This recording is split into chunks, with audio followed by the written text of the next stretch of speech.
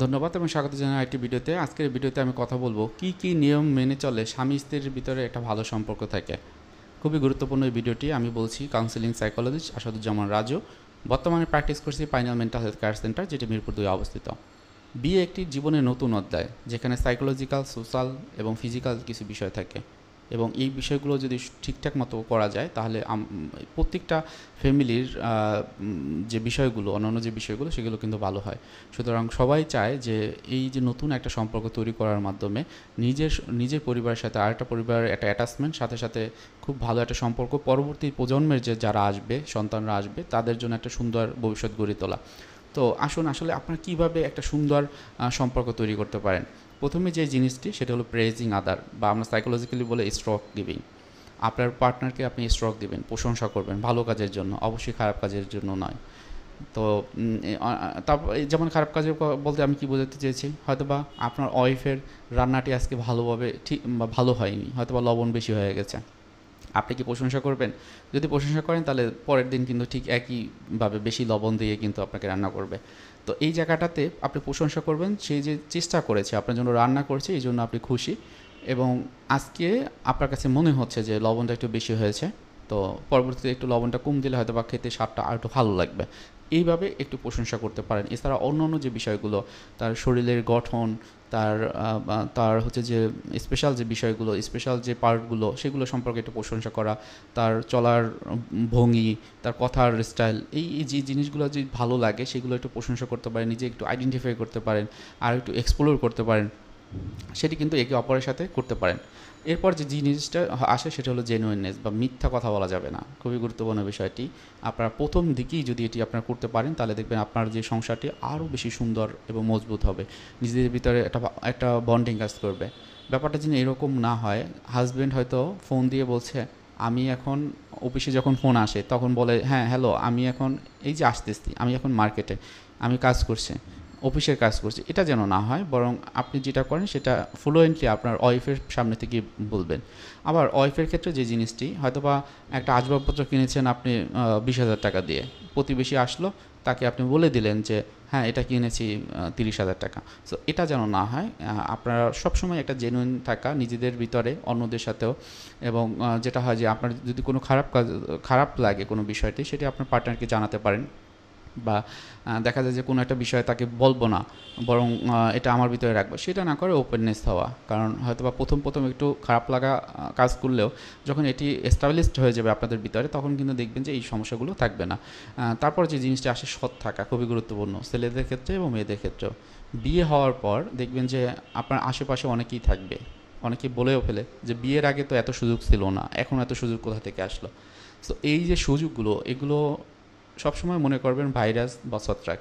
So এই ছত্রাক থেকে নিজেকে কিছুটা দূরে রেখে নিজের যে লক্ষ্য উদ্দেশ্য, যে আপনি নতুন একটা সংসার তৈরি করেছেন, সেখানে ভালোবাসার সম্পর্ক থাকবে, যৌন তৃপ্তি থাকবে, হ্যাঁ, একজন আদর থাকবে, ভালোবাসা থাকবে, শ্রদ্ধা থাকবে, সেই জিনিসগুলোকে এক্সপ্লোর করা। আপনার আপনার যে পার্টনার থাকবে তার বিভিন্ন বিষয়গুলো, যেগুলো আপনি হয়তো বা একটা সময় জানতেন না বা কখনোই শুনেনও নেই, সেই জিনিসগুলো একটু এক্সপ্লোর আপনারা করতে পারেন। যখন অনেক ক্ষেত্রে হয়, যেটা সবার ক্ষেত্রে, যে ওয়াইফ হয়তো বা বাইরে কাজ করছে, বা হাজব্যান্ডও বাইরে কাজ করছে, বা বাহির থেকে ওয়াইফ আসছে, বা হাজব্যান্ড বাহির থেকে আসছে, সেক্ষেত্রে হাসি মুখে কথা বলা। হয়তোবা এমন হয়েছে যে বাহিরে অনেক কাজ আপনার ছিল, যেখানে আপনার অনেক খারাপ লাগা কাজ করেছে, অনেক কিছু বিষয়ে অনেক বেশি টেন্স ছিলেন, রাগ হয়েছিল। তো ওই যে টেন্স, রাগ, এটা যেন বাসাতে এসে প্রকাশ না পায়, এটা একটু খেয়াল রাখবেন আপনাদের জায়গা থেকে। একটা জিনিস সবসময় মনে রাখবেন, আপনারা মানুষ দুইজন। তো সেই ক্ষেত্রে আপনার চিন্তার গতি প্রকৃতি কিন্তু আলাদা আলাদাভাবে হবে, এটাই স্বাভাবিক। সো আপনারা এই চিন্তার গতি প্রকৃতিকে একদম অ্যাপ্রোপ্রিয়েটলি আমি ঠিক, এই জায়গাটা যেন না হয়, বরং একজন একজনকে শ্রদ্ধা করা, তার কথার গুরুত্ব দেওয়া, তার মতামতের গুরুত্ব দেওয়া, এটা যেন আপনাদের ভিতর থাকে, সেটি সবসময় মনে রাখবেন।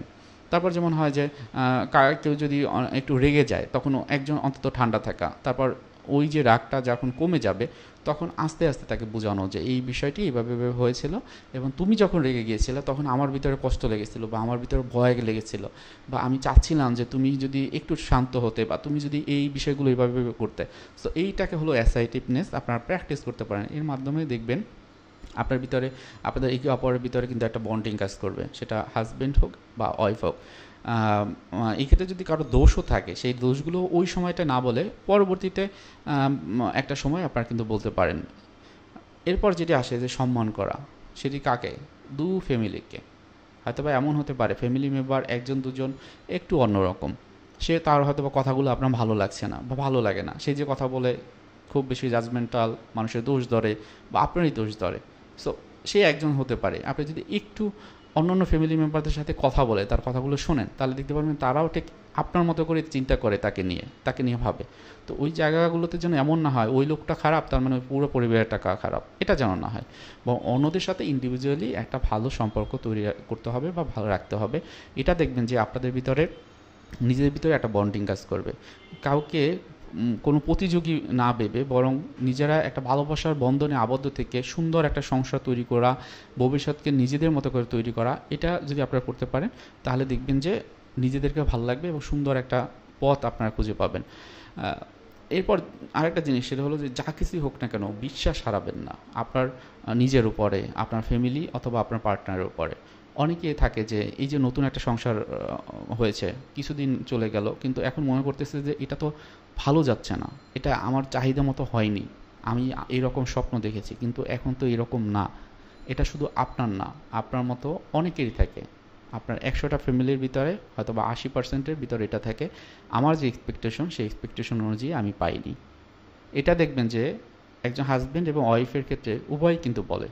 আপনাদের ক্ষেত্রে বলে কিনা জানি না, আমার ক্ষেত্রে যারা আসে বলে। আমরা যখন আলাদা আলাদাভাবে কথা বলি তখন আলাদাভাবে বলে যে আমি যেই পরিমাণ পরিশ্রম করেছি বা এই সংসারকে টিকিয়ে রাখার জন্য যে অবদান রেখেছি, আমার পার্টনারের তো এরকম অবদান নেই। আমি যদি এগুলো না করতাম এই সংসার কোনো দিনও টিকতো না। সেটা কিন্তু ওয়াইফও বলে, হাজব্যান্ডও বলে।